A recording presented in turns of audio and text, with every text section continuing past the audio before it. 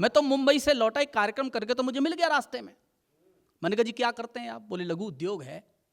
अरे मैंने करते क्या है? बोले बम विस्फोट। मैं भावुक हो गया। मैंने कहा हमारी यूपी में भी करिए आके भाई, इस तरीके से भी वैश्विक स्तर तक हमारा नाम तो जाना चाहिए। अच्छा आपने देखा होगा महाराष्ट्र में बम विस्फोट हुआ, राजस्थान में हुआ, दिल्ली में भी हुआ, यूपी में आज तक नहीं हुआ। हमने कहा यूपी में भी करिए, तो उसने हाथ जोड़ दिया, यूपी में नहीं कर सकते। हमने कहा क्यों नहीं कर सकते? बोले देखो हमारे यहां बम विस्फोट करने की एक प्रक्रिया है। पहले एक आतंकवादी भीड़ भरे इलाके में जाता है, वहां साइकिल खड़ी करके आता है।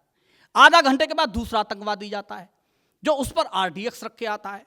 आधा घंटे के बाद फिर तीसरा आतंकवादी जाता है जो रिमोट से उसमें विस्फोट करता है। हमने यूपी में कई बार साइकिल खड़ी की। तालियां कमजोर हैं आपकी। बोले यूपी वाले एक क्रिया तो पूरी नहीं करने देते, तो फाइनल कहां से करें? वार करते हुए आतंकी जान लेते, काश भारतीय लहू की रवानी जाग जाती है। आतुर जो मातृभूमि पे चढ़ाने शीश, क्रांतिकारियों के शौर्य की कहानी जाग जाती है। यदि भारतीय अस्मिता पे आंच आने लगे, पौरुष की आन स्वाभिमानी जाग जाती है। शत्रु हो समक्ष युद्ध कौशल में दक्ष। अमेरिका आज तक तनाव में है, आपने देखा होगा। आज तक तनाव में, अभिनंदन याद है आपको? अमेरिका आज तक तनाव में कि हिंदुस्तान के 60 साल पुराने विमान ने हमारा तदरिक विमान मार कैसे दिया। हमने कहा किसी विमान ने कोई विमान नहीं मारा दोस्त, ये हिंदुस्तान का हौसला था, उसने मारा था। और एक पंक्ति में बताता हूं कैसे मारा होगा। मैंने तब कहा था कि अंधेरा चीर कर रख दे उसे दिनमान कहते हैं। अंधेरा चीर कर रख दे उसे दिनमान कहते हैं। मनुष्यता को रहे हितकर उसे वरदान कहते हैं। उसी के घर में घुस सब खत्म कर आतंक के अड्डे, जहां वाले इसी तेवर को हिंदुस्तान कहते हैं। कि वार करते हुए आतंकी जान लेते, काश भारतीय लहू की रवानी जाग जाती है। आतुर जो मातृभूमि पे चढ़ाने शीश, क्रांतिकारियों के शौर्य की कहानी जाग जाती है। यदि भारतीय अस्मिता पे आंच आने लगे, पौरुष की आन स्वाभिमानी जाग जाती है। शत्रु हो समक्ष युद्ध कौशल में दक्ष, तब उस सैनिकों के वक्ष में भवानी जाग जाती है। कि शत्रु हो समक्ष युद्ध कौशल में दक्ष, तब उस सैनिकों के वक्ष में भवानी जाग जाती है। और अंतिम छंद सुन लीजिए। तुम तो कहोगे ही, लेकिन अंतिम छंद सुनिए। आजादी के इन 75 वर्षों में बहुत कुछ ऐसा है जो मैं बताया गया नहीं गया, पढ़ाया नहीं गया। वरना आप देखिए कि हमें पढ़ाया गया 1962 के युद्ध में हम चीन से हारे।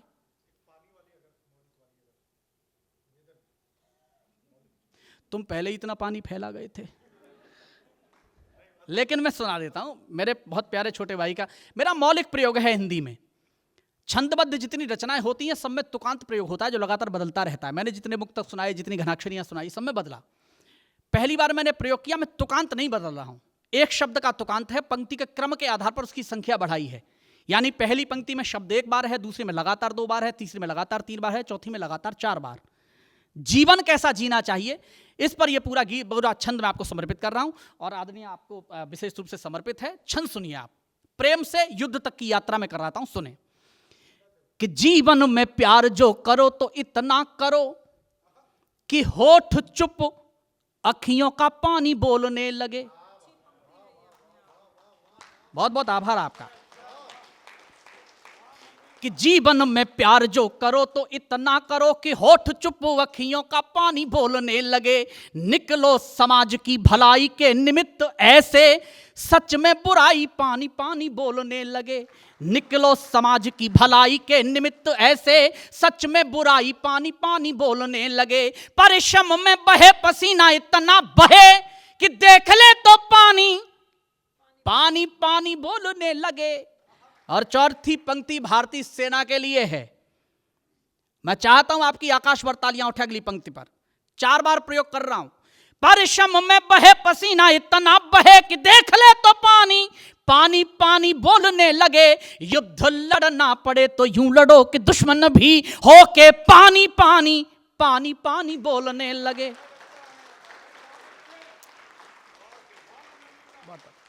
युद्ध लड़ना पड़े तो यूं लड़ो कि दुश्मन भी हो के पानी पानी पानी पानी। अच्छा लगा तो एक बार तालियां बजा दीजिए।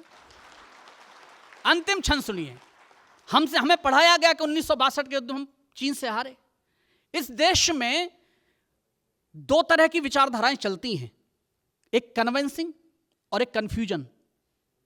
तो इस देश को कंफ्यूज बहुत किया जा रहा है। आए दिन आप पढ़ते रहते हैं देश में दो धाराएं हो चुकी हैं। मैं कहता हूं महाशय, इसमें कोई विरोधाभास नहीं है, कोई आश्चर्य नहीं है। पहले राष्ट्रवादी बोलते ही नहीं थे तो एक धारा दिखाई देती थी, आज बोलना लग गए तो आपको दो धाराएं दिखा दे रही हैं, तो कोई अंतर थोड़ी ही है। लेकिन मैं जो बोल रहा हूं उससे सुनना। 1962 के उसी युद्ध के दौरान चीनी बॉर्डर पर एक चौकी है चुशुल में, रेजांगला, जहां भारत के केवल 124 बेटे तैनात थे, केवल 124 बेटे, जिनका संबंध भारत से कटा हुआ था, जिनके पास हथियार पर्याप्त मात्रा में नहीं थे। और चीन ने नियम के विरुद्ध 3000 सैनिकों के साथ सुबह 4 बजे उस चौकी पर हमला कर दिया। आपके अंदर रोमांच पैदा हो, गर्व हो उन बेटों के लिए, तो तालियां उठाना। उन 124 बेटों में से 114 बेटे वहीं शहीद हुए, पर चीन के 1800 सैनिक मारे उसे मजबूर कर दिया सरेंडर करने के लिए। आप गूगल पर सर्च करिए, आपको मिलेगा। हम आए दिन समाचार पत्रों में पढ़ते हैं चीन डोकलाम की तरफ आंखें गड़ाए हुए है, और मैं कई बार सोचता हूं कि जिसे खुद की आंख दिखाई नहीं देती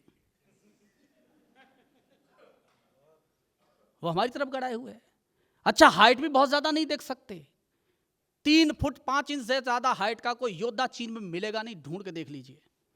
और संयोग से कोई मिल जाए तो हमको मान लेना चाहिए, हमारे योद्धाओं का आना जाना लगा रहा होगा। खैर, क्षण सुनिए आप। देखो, तालियां उठाओ, जोरदार तालियां बजाओ। मैं अंतिम छंद पढ़ रहा हूं, आपने बहुत मन से सुना है, मैं सबको प्रणाम करता हूं। और विशेष आभार हमारी आदरणीय विदेश राज्य मंत्री मीनाक्षी लेखी जी का, जो उन्होंने अपना समय मुझे दिया है, और इस उम्मीद के साथ कि आगे भी ऐसा होता रहेगा। छंद सुनिए आप, अंतिम आपसे विदा लेता हूं कि घुड़ की दिखाए किस बात का घमंड तुझे, हम तेरी ताकत को तोल के पी जाएंगे। ये नया भारत है।